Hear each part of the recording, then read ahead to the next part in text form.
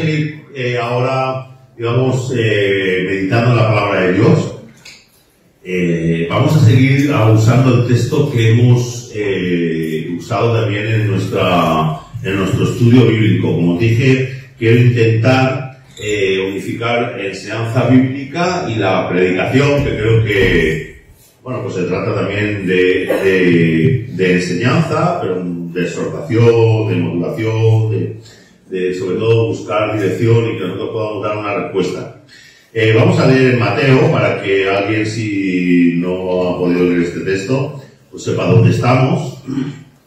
Mateo capítulo 1, a partir del versículo 1 hasta el versículo 17, es el texto que tenemos hoy para meditar. A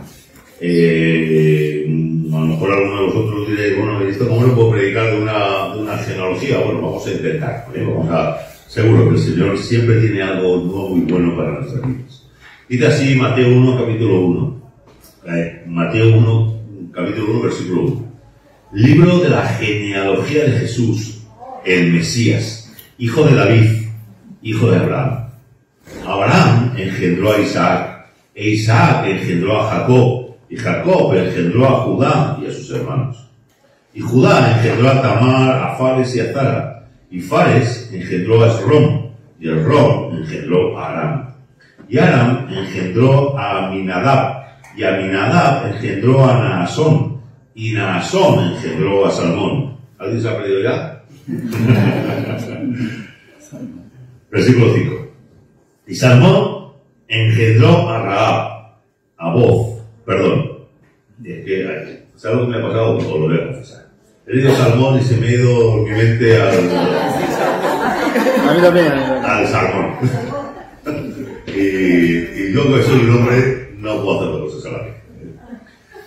Y Salmón engendró de Rahab a Boz, y Boz engendró de Rut a Obed, y Obed engendró a Isaí, e Isaí engendró al rey David, y de la de Urías David engendró a Salomón, y Salomón engendró a Roboam, y Roboam engendró a Abías, y Abías engendró a Asa. Y Asa engendró a Josafat, y Josafat engendró a Joram, y Joram engendró a Uzías, y Uzías engendró a Jotam, y Jotam engendró a Acab, y Acab engendró a Ezequías. Y Ezequías engendró a Manasés, y Manasés engendró a Amón, y Amón engendró a Josías. Y Josías engendró a Jeconías y a sus hermanos en el tiempo de la deportación babilónica.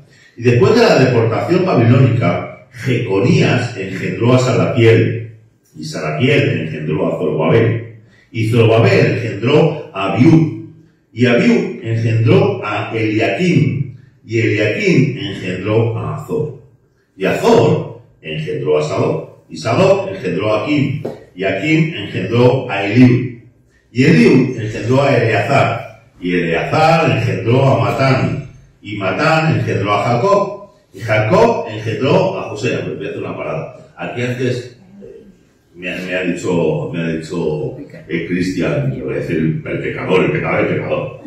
Dice, ¿y cómo pudo Jacob engendrar a José si lo mató antes? Pues dice, engendró a Matán, y Matán engendró a Jacob. Dice, Cristian está todo, ¿eh?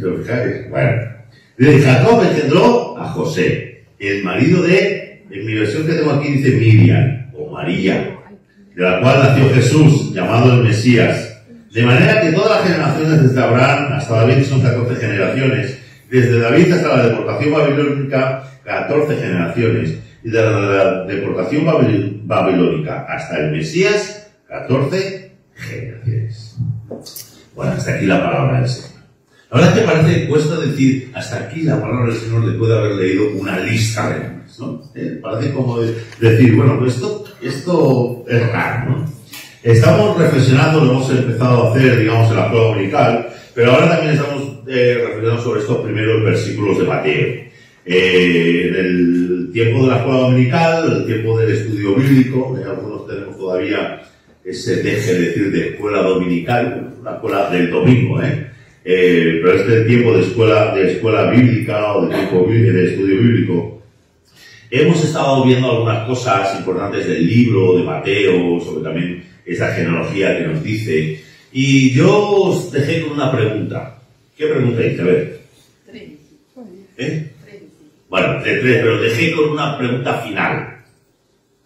¿Qué nos dice esto a nosotros? Es, muy bien, perfecto, gracias, amigo. ¿Qué me dice esto a mí? ¿Qué nos dice esto a nosotros? Porque el problema que tenemos muchas veces de la palabra es que vamos a leerla y, bueno, a veces aprendemos, a veces no nos dice nada, nos quedamos tal cual estamos. Por eso la primera pregunta que hacemos es, ¿qué está diciendo el texto? Por eso hemos ido a investigar, digamos, de qué se trataba. Por eso en el estudio bíblico lo que hemos hecho es ver, bueno, ¿qué está diciendo el texto? ¿Realmente qué entraña? ¿Qué es todo eso que, todos estos nombres, esta lista que hay aquí, qué quiere decir? Pero luego, en esta segunda pregunta, queremos ver, bueno, ¿qué vamos a hacer antes? Perdón, ¿qué me está diciendo a mí? ¿Qué esta palabra, esta lista, algo me tiene que decir? Porque si nosotros leyéramos esta lista por ahí por la calle, la gente diría, o sea, ¿qué me cuenta? Pero también nos pasa muchas veces en nuestras propias vidas. Entonces yo quiero, en esta mañana, hacer eso. Yo quiero contestar, para mí, lo que me dice. Y me gustaría ayudaros a hacer esa reflexión a vosotros. Hermanos, vuelvo a insistir, y lo insisto en la escuela bíblica, pero tampoco no me importa hacerlo también en el tiempo de predicación. Para mí es mucho más importante ayudarte a que tú puedas reflexionar, que puedas aprender a ir a la palabra, que puedas, digamos, ir a investigar sobre ella, que te sientas, que puedas ir, lo que decimos, que fue una de las cosas que hizo la Reforma, que podemos ir todos a la palabra de Dios, y poder ir a ella y sacar extracto a que tú aprendas lo que yo diga. Porque yo, para empezar, puedo equivocarme, intento no hacerlo, intento, digamos, ser fiel a la palabra. Pero a mí lo que me interesa es que el Espíritu Santo te hable a ti. Entonces yo quiero que junto conmigo tú puedas hoy contestar, bueno, y toda esta lista de nombres, ¿qué es lo que me está diciendo a mí? ¿Qué me dice? Como hemos estudiado hace un rato, la palabra generación o generaciones, en este caso generaciones de Jesús, decíamos que venía y provenía de una composición de dos palabras, de genea, digamos de generación, y de logos, de tratado, Pero una también de las traducciones que podemos hacer a esta palabra, una de las traducciones que tenemos en la Biblia, sabéis que tenemos varias versiones, aunque son la misma, pero cuando uno traduce, pues puede usar una palabra u otra. También podría ser la de Biblos Génesis, que quiere decir, ¿qué pensáis? El libro del Génesis. Qué curioso, ¿no? Qué curioso que cuando empieza el Nuevo Testamento, el libro de Mateo, que es el primer libro que tenemos en el Nuevo Testamento, empiece igual que empieza, digamos, la Biblia. Sabemos que el Antiguo Testamento comienza con el libro del Génesis, de la creación, de cómo Dios creó, y en este texto nos habla de cómo Dios empezó en el mundo, aquel Dios creador. Recordad, Jesucristo es el creador. Todo fue creado por Él y para Él, o mediante de Él y para Él. Entonces, y en este libro de Mateo, en este libro del Génesis, aquel nos está diciendo cómo empezó aquel en el mundo. Fijaros, qué llamativo. La Biblia, cómo es una totalidad, cómo digamos, se une una cosa a la otra. Pero muchos de nosotros y muchos lectores podrían decir, bueno, y esta lista de nombres, algunos de ellos tan complicados y tan difíciles y tan raros, ¿para qué tenemos que leer esto? Bueno, hermano, tengo que afirmar algo, y creo que es lo que enseña la palabra. Esta lista es una parte vital del Evangelio. Seguramente tú nunca te la has planteado así, nunca te has planteado que esto pueda ser vital y que pueda ser útil para tu vida, pero es así. ¿Por qué? Porque nos muestra en primer lugar que Jesús es parte de la historia.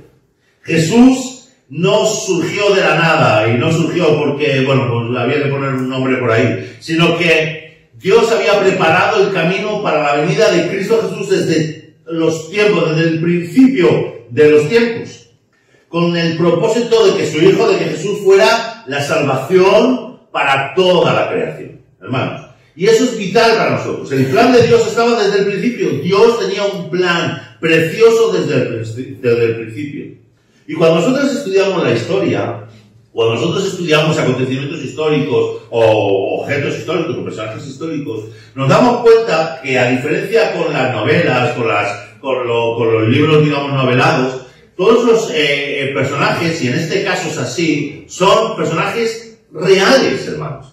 Estos no son personajes que hemos leído en esta lista de ficción, son personajes reales de la historia, que fueron y que existieron, y que eso es así.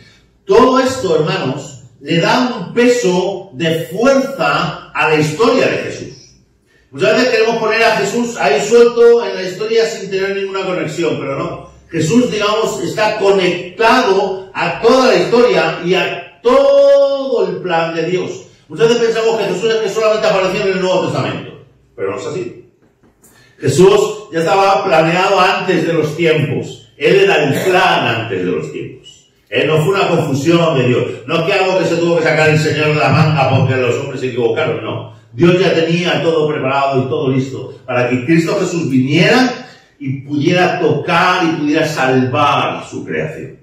Y hermanos, cuando nosotros hablamos de genealogía, hablamos de ascendencia, hablamos de nuestro, digamos, aquellos que son nuestros, se me ha ido la palabra, ancestros, gracias. Nuestros ancestros, eso es lo que nos da, hermanos, es peso en la historia. Nos da identidad, nos da, digamos, valor. Nosotros, sobre todo cuando somos más pequeños, nos decimos que somos hijos de, ¿no? Luego pasamos a algunos a ser padres de, pero, digamos, nos da identidad, digamos, nuestros ancestros, nuestra genealogía nos da identidad. Y también cuando hablamos de Jesús, es así. Vemos que Jesús, como vuelvo a decir, no fue una invención que sacaron un momento, sino que todo fue preparado y da una identidad a Jesús. Y muchas veces los hombres o este mundo quisiera que Jesús fuera pues un personaje ficticio, un personaje de cuento, un personaje, digamos, sacado de un libro de literatura, pero no es así, hermanos. La palabra de Dios nos dice que Jesús tiene una genealogía, una larga genealogía, un gran árbol genealógico, podríamos decir. Y eso es importante. Entonces, en este libro, en este Evangelio, Mateo, lo que nos quiere enseñar es, y que estaba hablando en aquel tiempo a los judíos, y quería decirles, mirad, este Jesús, que Él ha venido y que nosotros decimos que es el Mesías, es ese Mesías prometido, ese Mesías que ya desde los tiempos, desde Abraham, nos había sido prometido. Fijaros, el nombre que usa Mateo no es Jesús, usa una palabra que dice, ¿cómo le llama? A ver, ¿cómo dice el nombre que cita en el versículo número 1 a Jesús? Hijo de David. No, ¿cómo le llama? Mesías. No. Jesucristo, gracias, Valentín. Le llama Jesucristo. Fijaros, eso es una unión de dos palabras. De Jesús, que es el Yeshua, que significa Dios Salvador, con Cristo, que significa Christus Mesías. Fijaros, ya en la primera palabra que usa, ya en la expresión que usa Mateo, hablando de Jesucristo, ya está diciendo, este Jesús, este es el Dios que salva, este es el Mesías enviado, este es el Mesías prometido. La genealogía que nos va a presentar aquí Mateo, y que nosotros estamos estudiando esta mañana, es una genealogía, podemos llamarle emocionante, hermanos. Es la genealogía de Dios creador, de aquel Dios que se hizo hombre, que se hizo humano, de aquel Mesías que había sido prometido desde el principio. Pero eso nos habla también, no solamente de que estamos hablando de Dios Todopoderoso, sino de que ese Dios se encarnó, se hizo un hombre y se hizo como nosotros, hermanos. Entonces, Mateo, cuando se está hablando de esta genealogía y la Biblia nos está presentando, el Espíritu Santo nos está presentando esta genealogía, está diciendo este Dios Todopoderoso, aquel que es creador, aquel que es el Mesías prometido, ha venido y se ha hecho como uno de nosotros, como tú y como yo. Tiene padres, tiene abuelos, tiene bisabuelos, tiene tatarabuelos, y tiene todo un proceso detrás de ti. O sea, es y se asimila a nosotros, hermanos. Y eso es importante. No estamos hablando de un Dios que se sentó en un trono y que se quedó allí. No. Es un Dios que se ha hecho como tú y como yo. Que puede entender nuestros problemas, que puede entender nuestras dificultades, que puede entender y que pasó por las mismas cosas que tú y yo pasamos. Pero fíjate, vamos a ver algunas cosas de esta genealogía. ¿Qué más nos dice esta lista de antepasados. ¿Qué más nos dice? Fijaros. Pues una de las cosas que nos dice interesante es que yo preguntaba, a ver, ¿Judá es el primogénito de Jacob o de Israel? No. ¿Quién era? Rubén. Rubén era el primogénito. Pero fijaros, ¿Abraham era el primogénito?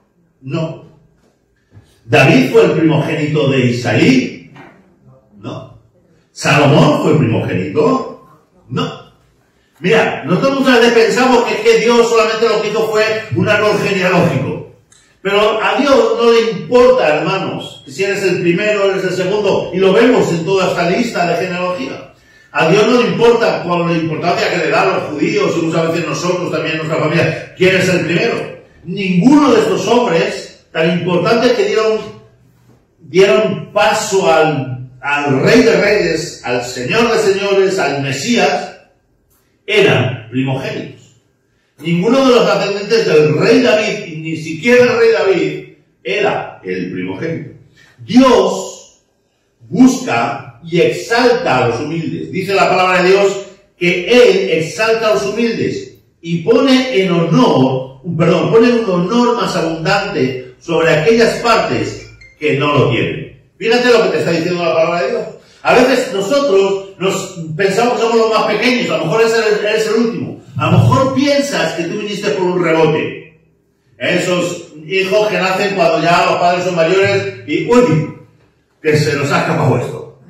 Y a veces tenemos pensamiento de que ya por eso no tenemos valor. Pero la palabra de Dios nos está diciendo que no. Claro, que Dios en la creación, en la genealogía de su hijo, de aquel Mesías, no estaba formado por el mejor de la casa, ni por el primero, sino que Dios busca muchas veces aquello que no es para que sea, para hacer que sea, y que sea prominente.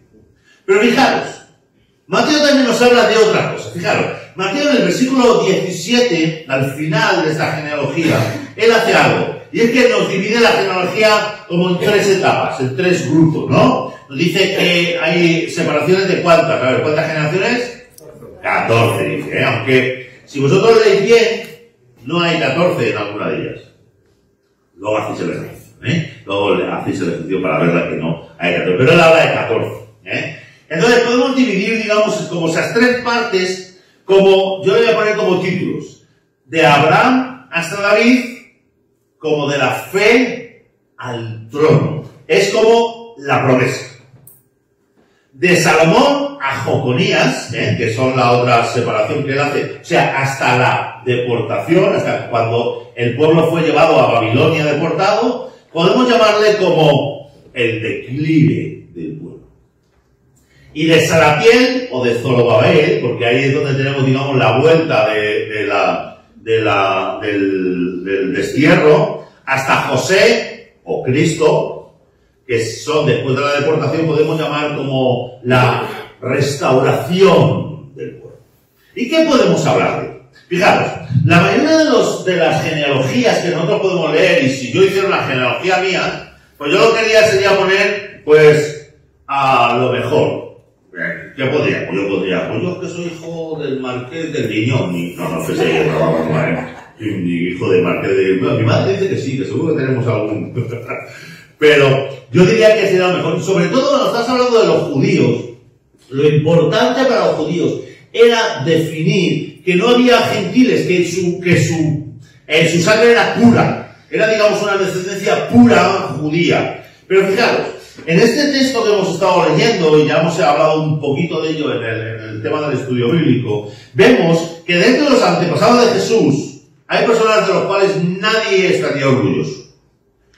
Y esto, hermanos, nos recuerda que Jesús, el Mesías sin pecado, descendió de pecadores y vino para pecadores. Martín Lutero, el gran reformador alemán, él dijo: Cristo es la clase de persona que no se avergüenza de los pecadores. De hecho, los pone en su árbol genealógico.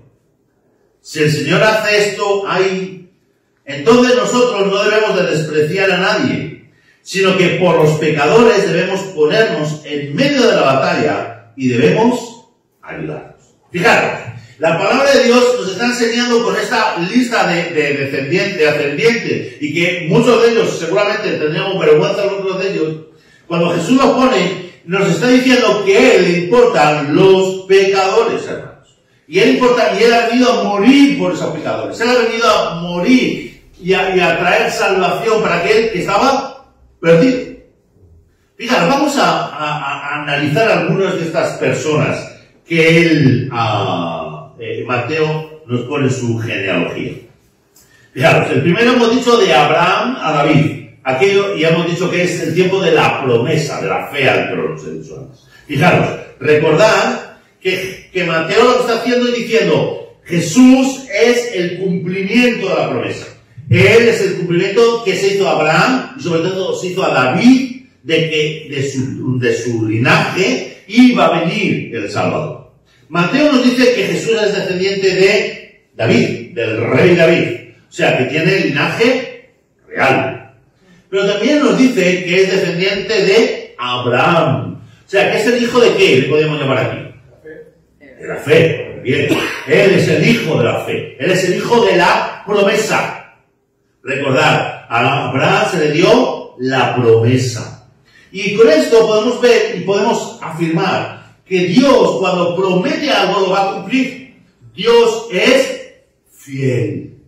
Y hermano, muchas veces pensamos que pasan los años, pasa el tiempo, y nosotros pensamos, bueno, el Señor se ha olvidado. El Señor es que se ha olvidado de mí, o que me ha dejado. Pero esta genealogía que nos habla de Jesús, hablando de que Él es el cumplimiento de la promesa que se hizo a Abraham hace tantísimos años. Dios no se olvida. Dios no se olvida de ninguna promesa que Él te haya hecho. Dios es fiel. Dios prometió a Abraham que por medio de Él serían benditas todas las familias de la tierra, hermanos. Él prometió a Abraham que por medio de Él vendría el Salvador para rescatar a toda la humanidad. Y Él lo cumplió. Hermano, yo quiero aprender ahí. Y yo creo que tú y yo podemos aprender que Dios es fiel. A lo mejor tú no estás viendo cumplirse sus promesas o sus ideas ahora. Y ves que pasa el tiempo y tienes algo en tu corazón que decir, ¿por qué no se cumple? Ten paciencia, hermano. Dios no falla. Dios va a llevarlo adelante en su tiempo, pero Él va a hacerlo así. Hermanos, Dios es fiel. Pero yo también quiero hacerte ver que podríamos llegar y quedarnos solamente de una forma negativa en todos estos desascendientes de David. Podríamos solamente mirar, wow, estos eran todos de cuidado. Pero yo quiero que tú veas cómo Dios usó a hombres y mujeres que vienen en esta genealogía de forma increíble. ¿Por qué? Porque la segunda enseñanza, la tercera que el Señor nos quiere traer aquí, es que Dios usa a veces aquello que no es para ser, pero usa vidas rotas, quebradas, para llevar adelante su voluntad. Bueno, muchas veces pensamos que nuestra vida, que nuestro pasado, que nuestros pecados nos invalidan para ser usados por Dios. Que yo qué le voy a decir a este mundo. Que yo qué voy a hacer, cómo voy a hablar a los que me rodean. Pero hermanos, esta genealogía lo que nos está diciendo es que Él, cuando nos ponemos en sus manos, Él hace maravillas. Él hace obras increíbles con ella. Él levanta de lo que nadie quiere, hermanos. Recordar, ¿qué le pasaba a David? A Isaí con David. Isaí era el padre de David. ¿Qué le pasaba? ¿Que lo tenía olvidado? Lo tenía ahí con las ovejas, con las cabras, ahí. Y cuando ya el profeta le dijo, ¿pero tienes algún otro hijo? Anda, sí. Si tengo uno ahí con las cabras y con las ovejas. Hermano, Él no le trajo. Él cuando dijo que trajera a los hijos, a David no le dijo que viniera. Pero hermanos, sabemos que Dios hace maravillas. Fijaros, Abraham, el primero de los nombres que nos aparece aquí. Abraham, o el primero de la genealogía, no de los nombres. ¿Qué pasó con Abraham? Abraham mintió. Abraham engañó. Abraham le dijo a su mujer, dígale a mi hermana porque yo no quiero que me maten. Abraham, Dios le dio una promesa directa y él no esperó. Y se juntó con Agar, aunque la mujer Sara fuera el que le dijera que lo hiciera. Él tenía su responsabilidad, lo que hablábamos antes. Ahora, cada uno de nosotros tenemos responsabilidad, aunque los otros nos aprieten. Él no esperó. Pero hermanos, Abraham fue llamado amigo de Dios. A ese hombre mentiroso, a ese hombre impaciente, a ese hombre que no obedecía, Dios le dio la promesa que por medio de su linaje, por medio de su descendencia vendría el Salvador y serían benditas todas las naciones de la tierra. Pero no solamente él. Fíjate, uno de los descendientes, Judá, como hemos dicho, no era el primogénito, ni mucho menos. Era un hombre que vendió a su hermano, ¿os acordáis? Él fue el que tuvo la idea de vender a José a los madianitas. Él, aparte de que lo querían matar al pobre José, dice que al final se lo vendió a los madianitas, que yo no sé si era peor. Casi hubiera sido mejor que hubiera... Sabemos por la historia que no. Pero vender a alguien como esclavo, ¿qué es mejor? ¿Que te maten o que te vendan como esclavo? Ese Judá, el que tuvo esa idea y esa decisión. Era un hombre que buscaba prostitutas. Un hombre que le prometió a su nuera, a Tamar, que cuando él tuvo un hijo, entonces el hijo se murió. Entonces le prometió que le iba a dar otro hijo para que tuviera simiente. Había algo clásico, cultural, y era que cuando un hijo se casaba con una mujer y no, se moría sin tener hijos, otro familiar debía de casarse con ella para que tuviera hijos, para que tuviera descendencia, para que no se terminara eso ahí. Y Judá, el padre, le dijo que sí, que le iba a dar otro hijo, pero pasaban los años y no le daba. Y entonces, ella, astuta, lo hablaremos, se acostó con él y tuvo 2 hijos gemelos. Pero en lo que pasó, Judá lo que hizo es no cumplir su palabra, una persona sin palabra. Pero fijaros, por medio de Judá nos dice la palabra de Dios que el Señor iba a hacer y llevar su familia, su pueblo, no sobre Rubén, no sobre otros, o no sobre José, o sobre los descendientes de José, o sobre Manasés, sino sobre Judá. Sobre este hombre, Dios llevó la línea del pueblo. Pero fijaros, está Tamar, que estamos hablando. Tamar, fijaros, se hizo pasar por ramera y engañó a su suegro para quedarse embarazada. Pero ¿qué podríamos decir de la siguiente mujer que vemos ahí? De Rahab. ¿Rahab qué era? Prostituta. Era una mujer que vivía en Jericó y que se dedicaba a la prostitución, pero que ella entendió y conoció a Dios. Y fijaros, a ver quién busca en Hebreos capítulo 11, versículo 31. A ver quién nos busca. Hebreos capítulo 11, versículo 31. Y otra persona que busque en Santiago 2:25. Hebreos 11, 31 y Santiago 2:25. Como queráis, podéis leer. En alguien. 11:31. ¿Alguien lo tiene o sea desaparecido? Vale, sigue, Paqui. Por la fe, Rahab, la ramera, no padeció juntamente con los desobedientes, habiendo recibido a los espías en paz. Fijaros, Rahab no murió cuando Jericó fue tomada, sino ella fue salvada, y no solamente salvada, hermanos, sino incluida en la genealogía del rey David, y de ahí del Salvador. A ver, ¿quién ha buscado Santiago? Asimismo también Rahab y la ramera no fue justificada por obras cuando recibió a los mensajeros y los envió por otro camino. Fijaros, Rahab se pone como ejemplo del buen hacer, de aquella persona que entregó y que dio pasos para obedecer al Señor. Una prostituta. Pero fijaros la siguiente mujer que tenemos en la palabra, que es Ruth. Ruth, hermanos, fue descendiente de Lot. ¿Sabéis quién era Lot? El sobrino de Abraham. Pero, fijaros, fue descendiente mediante una relación incestuosa de Lot con su hija mayor, de la manera. Pero encima era moabita, ya lo hemos leído antes en el estudio, y como moabita lo tenían prohibido ser parte del pueblo de Dios. Pero Dios la tomó para ser parte del linaje de Dios. Una mujer fiel, entregada. Pero también nos habla de otra mujer, de Betsabé, que nos dice que había sido la mujer de Urías. Y esta mujer era santa, tranquila.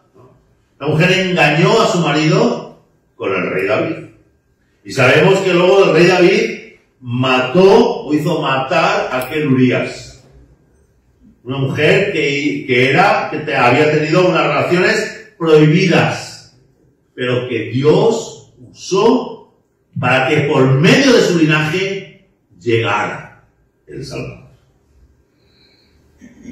Claro, nosotros pensamos muchas veces que solamente con lo bueno, solamente con lo maravilloso, Dios puede hacer las cosas. Y yo no estoy aquí, y quiero dejarlo claro, quiero hacer un paréntesis, diciendo que todo esto sea bueno, y que bueno, que cada uno pueda hacer lo que quiera. No, no estamos comunicando eso.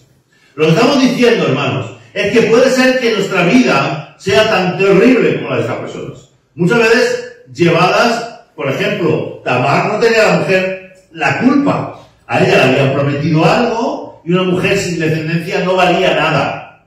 Y a él le habían prometido Judá que le iba a dar al hijo, que iba a tener descendencia y no lo cumplía. Pero ella, en vez de esperar, tomó, digamos, las decisiones por sus manos. Pero hermano, muchas veces pensamos que nuestra vida ya no vale. Pero la palabra de Dios nos enseña con estos hombres, estas mujeres que estamos hablando, que no hay una pura descendencia carnal para Dios. Que lo importante, hermanos, es cuando yo nazco de nuevo delante de Jesús. Eso es lo importante.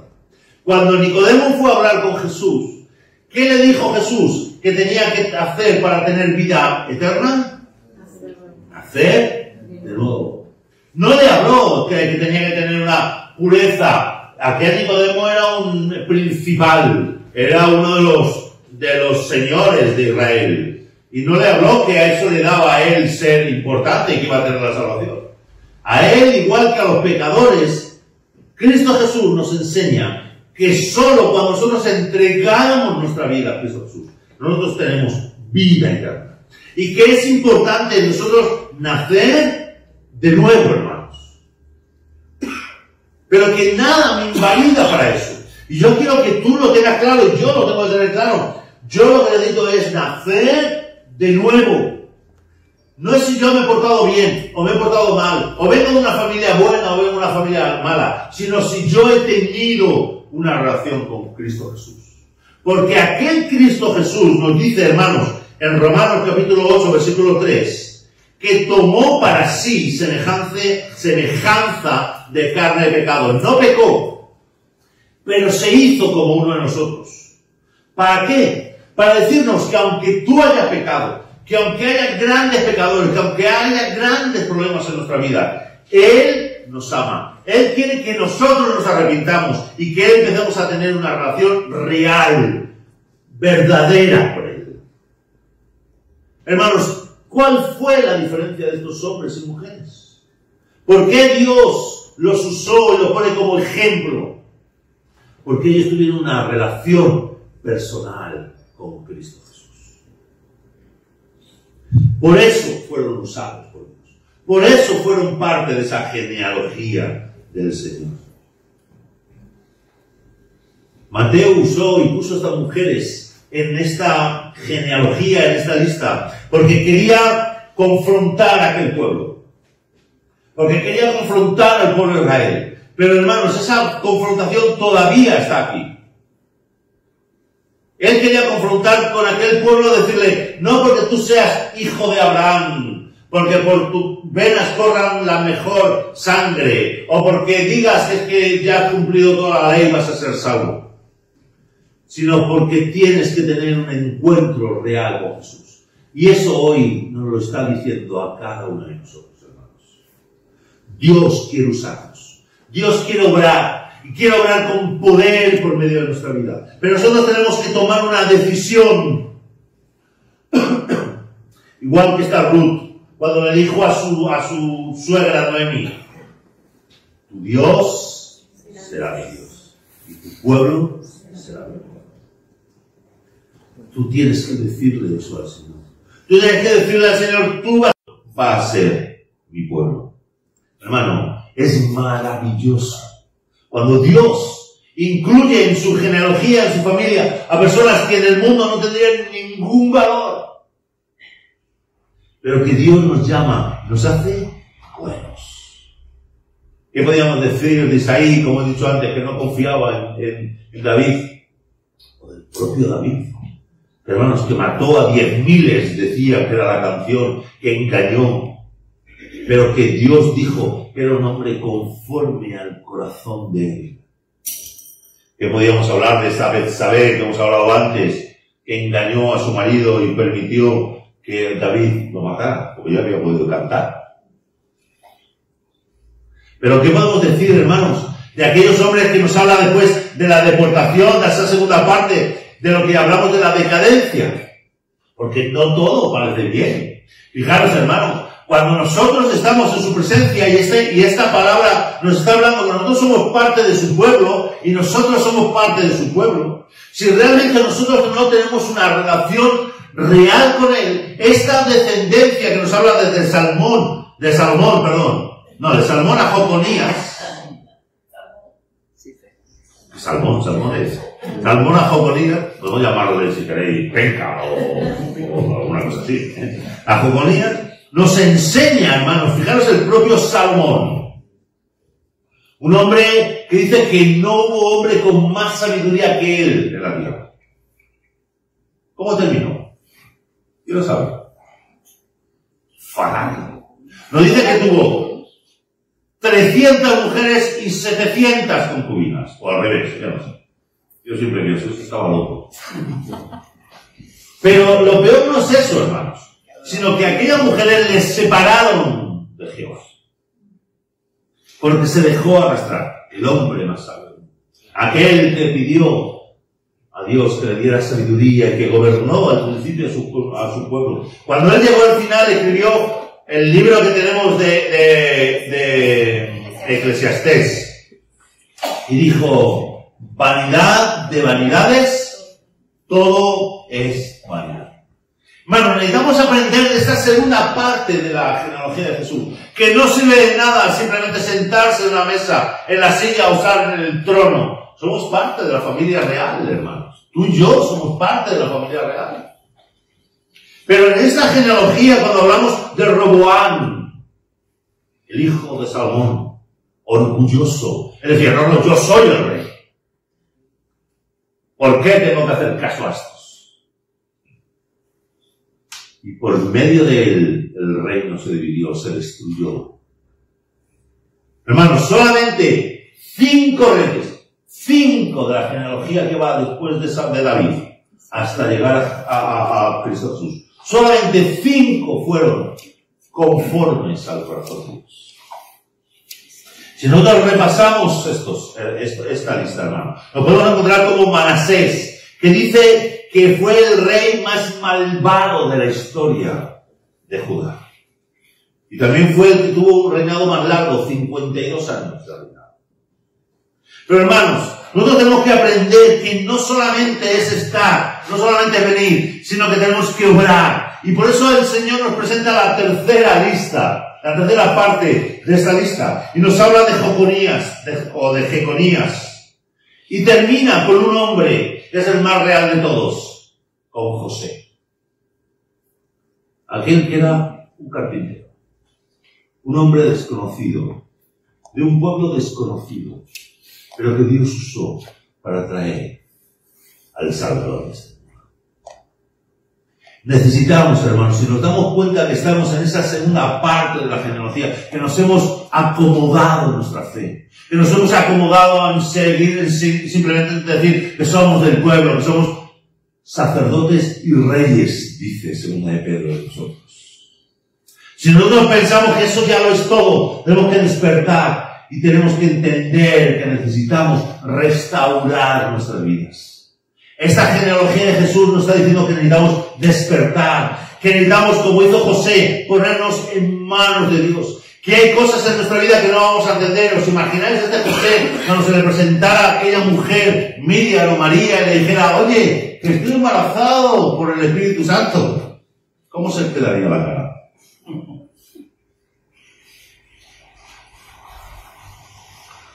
Pero él tenía la cercanía del Espíritu Santo como para poder escuchar la voz de Dios. Si nosotros quisiera hacer algo el Señor por nosotros, estaríamos tan acostumbrados a oír la palabra de Dios y a oír la voz de Dios que podríamos contestar, sí Señor, hago tu voluntad. O como hizo María, María dijo, hágase tu voluntad en mi vida, soy tu esclava. Hermanos, eso es a lo que nos lleva el Señor. El Señor, por medio de esta genealogía, hermanos, nos está diciendo que todo nuestro pasado, todo nuestro presente y todo nuestro futuro se trata de nuestra relación con Cristo Jesús. Todo se trata de Cristo. Todo es Él, hermanos. Y eso es lo que nosotros tenemos que aprender de esta genealogía. ¿Y cuánto es? ¿Cuánto es de ti? ¿Qué ha hecho el Señor en tu pasado? ¿Qué está haciendo ahora para que tú busques a Él? A lo mejor estás pasando por dificultades. A lo mejor estás pasando por problemas serios. Piensa en qué parte de tu genealogía estás. A lo mejor simplemente te has acomodado. A lo mejor necesitas ser deportado a Babilonia, hermanos, para que Él pueda conmover tu corazón. Cualquier pueblo hubiera desaparecido si hubiera ido a Babilonia. Pero el pueblo de Israel aguantó. ¿Por qué? ¿Porque era mejor? No, porque Dios estaba. Hermano, yo quiero decirte hoy, porque creo que es lo que enseña esta palabra, que el Señor está contigo. Pero que el Señor está contigo cuando tú agarras a ese Jesús como tu Señor y como tu Salvador. Cuando tú entiendes que el final de toda la historia, de todo lo que hay, es que tú y yo vivamos con Jesús. Que el centro de todo es Jesús. Que no importa cuán malo hayan sido tus antepasados. Que no importa cuántas cosas hayas hecho en tu vida. Que no importa cómo a veces son tus desafíos o las cosas que te han llevado a hacer. Que si tú te agarras de la mano de Cristo Jesús, Él te hace parte de su pueblo. Y por medio de ti quiere transformar, quiere renovar todo este mundo. Pero que nosotros necesitamos agarrarnos ahí. Puede ser que te sienta incómodo, que puedas decir, pero ¿por qué el Señor aceptó a todas estas gente, algunos podrían decir esta chusma en medio de su linaje? Y es porque nos tiene que llamar la atención a nosotros de que todo es igual, hermanos. De que tú y yo no somos nadie más que ninguno de estos personajes. Que no somos más importantes. Que no somos los mejores del mundo mundial. Pero que tampoco somos peores. Que ninguno de nosotros ha dejado de tener valor para el Señor. Que cada uno de nosotros, según somos, Dios nos quiere usar. Dice la palabra de Dios en Isaías capítulo 1, versículo 18.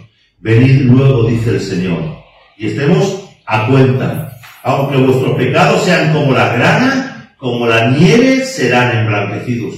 Aunque sean rojos como el carmesí, vendrán a ser como blanca lana. La genealogía de Jesús, hermanos. Lo que nos está diciendo es que cualquiera de nosotros, por muy pecador que seamos, si nos agarramos a ese Jesús, que pasó por las mismas circunstancias que nosotros, que vivió y que pagó por nuestro pecado, nos puede dar una vida nueva. Injertados en esta genealogía, hermanos, estamos tú. Injertados en esta genealogía, nosotros cuando vayamos delante del Rey de Reyes, cuando Él tenga ese juicio final, Él dirá, ellos no son culpables, porque son parte de mi familia, porque Jesús pagó el pecado, porque Él los ha hecho hijos míos. Hermanos, eso es la fuerza que tenemos. No es nuestra sabiduría, no es nuestra fuerza física, no es nuestra sabiduría mental ni intelectual. Nuestra fuerza es que Dios nos ha hecho suyos, hermanos. Desde el principio de los tiempos, Él ya había pensado en ti, en mí, para que fuéramos parte de su pueblo. Y ahora quiero terminar.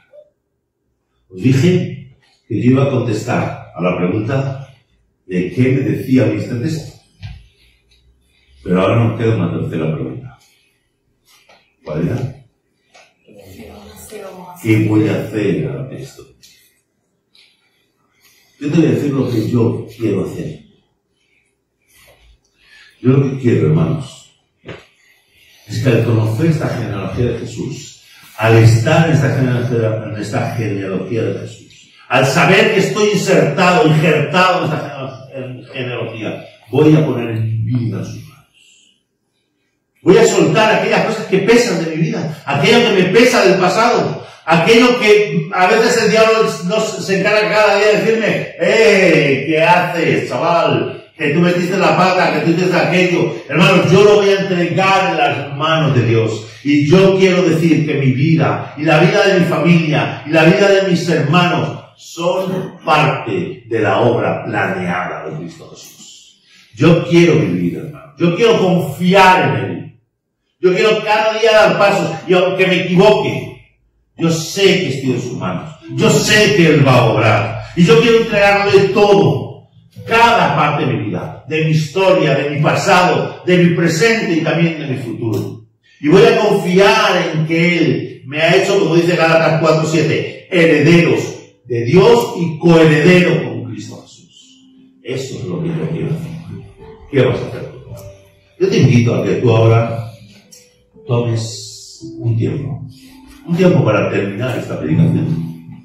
Pero lo hagas con aquel que está en medio de nosotros. Cristo Jesús está en medio. ¿Qué vas a responderle a esto? Hemos aprendido qué dice el texto. Hemos hablado de qué me dice a mí el texto. Yo te invito a que tú ahora le digas al Señor qué vas a hacer con esto que te dice. El Señor nos dice que somos el cuerpo de Cristo. Somos su pueblo. Somos linaje escogido. Somos del linaje de Abraham, que nosotros hemos sido injertados en la genealogía de Cristo Jesús. Y Él cumple sus promesas, hermanos. ¿Qué vamos a hacer?